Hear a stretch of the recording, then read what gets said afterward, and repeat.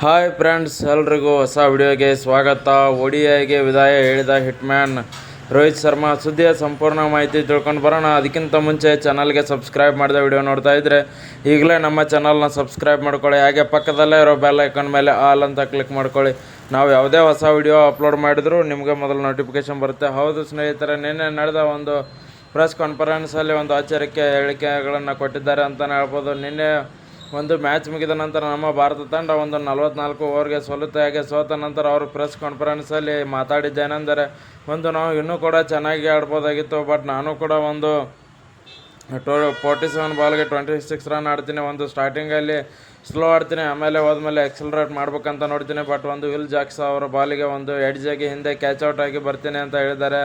ಅದಾದಮೇಲೆ ನೋಡೋದಾದರೆ ಅವರ ನಿವೃತ್ತಿಯ ಬಗ್ಗೆ ಏನೂ ಒಂದು ಘೋಷಣೆ ಮಾಡಿಲ್ಲ ಅಂತ ಹೇಳ್ಬೋದು. ನಿನ್ನೆ ಒಂದು ಮ್ಯಾಚ್ ಮುಗಿದ ನಂತರ ಪ್ರೆಸ್ ಕಾನ್ಫರೆನ್ಸಲ್ಲಿ ಎಲ್ಲ ಒಂದು ಸೋಷಿಯಲ್ ಮೀಡಿಯಾದಲ್ಲಿ ಹರಿದಾಡ್ತಿದೆ ಅಂತಲೇ ಹೇಳ್ಬೋದು. ನೆಕ್ಸ್ಟ್ ಇವ್ರದ್ದು ಸಂಡೇನೇ ಒಂದು ಕೊನೆಯ ಮ್ಯಾಚ್ 19ನೇ ತಾರೀಕು. ಅದೇ ಒಂದು ಇವರ ಕೆರಿಯರ್ನ ಕೊನೆಯ ಮ್ಯಾಚ್ ಅಂತ ಸುದ್ದಿ ಹರಿದಾಡ್ತಿದೆ. ಹಾಗೆ ನಿನ್ನೆ ನಮ್ಮ ಭಾರತ ತಂಡ ಸೋತ ನಂತರ ಅವರು ಎಲ್ಲ ಪ್ಲೇಯರ್ಗಳ ಮೇಲೆ ಕೂಡ ಇದು ಹೇಳಿದ್ದಾರೆ, ಯಾರು ಎಷ್ಟು ರನ್ ಹೊಡೆದ್ರು ಅಂತ ಹೇಳಿ. ಅದು ನೋಡೋದಾದರೆ ಶುಭ್ಮನ್ ಗಿಲ್ ಅವರು 30 ಬಾಲ್ಗೆ 31 ರನ್ ಆಡ್ತಾರೆ.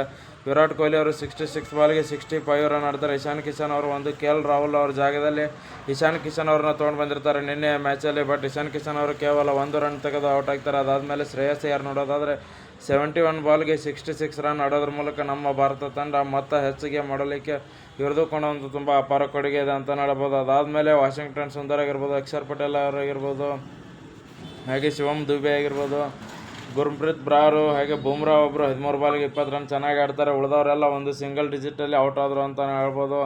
ಹೀಗಾಗಿ ನಮ್ಮ ಇಂಡಿಯಾದ ಕಳಪೆ ಪ್ರದರ್ಶನ ಬ್ಯಾಟಿಂಗ್ನಿಂದಾಗಿ ನಮ್ಮ ಭಾರತ ತಂಡ ಸೋಲೋಕ್ಕೆ ನಿನ್ನೆ ಕಾರಣವಾಯಿತು ಅಂತ ಹೇಳ್ಬೋದು.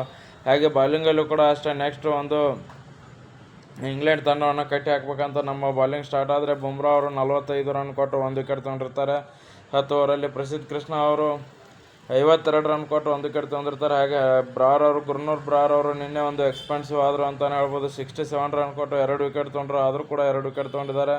ಅದಾದಮೇಲೆ ಶಿವಮ್ ದುಬೆ ಅವರು ಕೇವಲ 6 ಓವರ್ ಹಾಕಿ 32 ರನ್ ಕೊಟ್ಟು 1 ವಿಕೆಟ್ ತೊಗೊಂಡಿರ್ತಾರೆ. ಅದಾದಮೇಲೆ ಅಕ್ಷರ್ ಪಟೇಲ್ ಅವರು ಕಳೆದ ಮ್ಯಾಚಲ್ಲಿ 4 ವಿಕೆಟ್ ತೊಗೊಂಡು ಮ್ಯಾನ್ ಆಫ್ ದಿ ಮ್ಯಾಚ್ ಆಗಿದ್ದರು. ಬಟ್ ನಿನ್ನೆ ಮ್ಯಾಚಲ್ಲಿ 9 ಓವರ್ ಹಾಕಿ 35 ರನ್ ಕೊಟ್ಟು ಒಂದೇ 1 ವಿಕೆಟ್ ತೊಗೊಂಡು ಇವರು ಕೂಡ ನಿನ್ನೆ ಮ್ಯಾಚಲ್ಲಿ ಏನೂ ಮಾಡಲಿಕ್ಕಾಗಲಿಲ್ಲ ಅಂತಲೇ ಹೇಳ್ಬೋದು. ಏನೆಂದರೂ ಕೂಡ ನಿನ್ನೆ ಮ್ಯಾಚ್ ನಮಗೆ ಒಳ್ಳೆಯ ಪಾಠವಾಗಿದೆ ಅಂತ ಹೇಳಿದ್ದಾರೆ ರೋಹಿತ್ ಶರ್ಮಾ ಅವರು.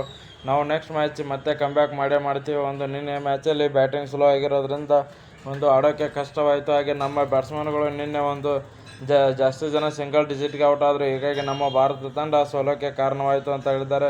ನೆಕ್ಸ್ಟ್ ಮ್ಯಾಚಲ್ಲಿ ನೋಡೋಣ ಯಾವ ಥರ ನಮ್ಮ ಭಾರತ ತಂಡ ಕಮ್ಬ್ಯಾಕ್ ಮಾಡುತ್ತೆ. ಹಾಗೆ ಪ್ಲೇಯಿಂಗ್ 11ನಲ್ಲಿ ಗೌತಮ್ ಗಂಭೀರ್ ಅವರು ಏನೆಲ್ಲ ಚೇಂಜ್ ಮಾಡ್ತಾರೆ, ಹಾಗೆ ರೋಹಿತ್ ಶರ್ಮಾ ಅವರು ನೆಕ್ಸ್ಟ್ ಮ್ಯಾಚಲ್ಲಿ ನಿವೃತ್ತಿ ಘೋಷಣೆ ಮಾಡ್ತಾರಾ ಅಥವಾ ಇನ್ನೂ ODI ಕೆರಿಯರಲ್ಲಿ ಇವರು ಇನ್ನೂ ಕಂಟಿನ್ಯೂ ಆಗ್ತಾರೆ ಅಂತ ಹೇಳಿ ಕಾಯ್ದು ನೋಡಬೇಕಾಗಿದೆ. ಮುಂದಿನ ಮ್ಯಾಚ್ ರವಿವಾರ ಇರುತ್ತೆ. ವಿಡಿಯೋ ಇಷ್ಟ ಆಗಿದ್ರೆ ಲೈಕ್ ಮಾಡಿ, ಶೇರ್ ಮಾಡಿ, ಸಬ್ಸ್ಕ್ರೈಬ್ ಮಾಡ್ಕೊಳ್ಳಿ.